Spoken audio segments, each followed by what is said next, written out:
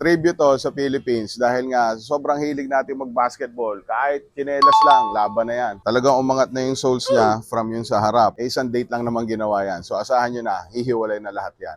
Dinala sa atin ito ni client dahil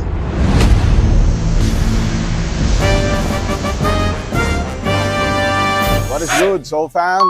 So, andito na naman tayo. Meron tayong natapos sa project. Ito yung Kobe 9 EM Low, no? Special Edition Philippines. Mamaya pakita ko sa inyo kung bakit naging special edition to.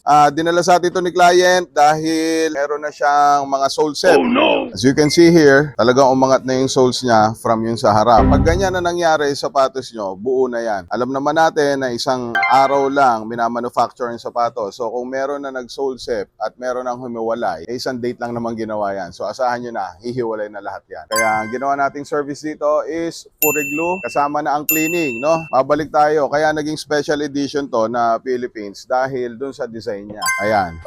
Makikita nyo, may printout sa loob, no, nung sapatos. Chinelas na disipit o kung tawagin natin dati Spartan. Tribute to sa Philippines dahil nga sobrang hilig natin mag-basketball. Kahit chinelas lang, laban na yan. Makakapaglaro tayo, hindi natin kailangan ng mamahaling sapatos, no? So, ayan, another tribute para sa lahat. Kaya sa inyo dyan, na gusto magpa-restore ng mga love nyo na basketball shoes, saktong-sakto. Meron tayong discount sa full reglo ngayon. Naka 20% discount tayo ngayong buwan ng February. Alright? So if you want these kinds of shoe restoration projects, don't hesitate. Visit us here.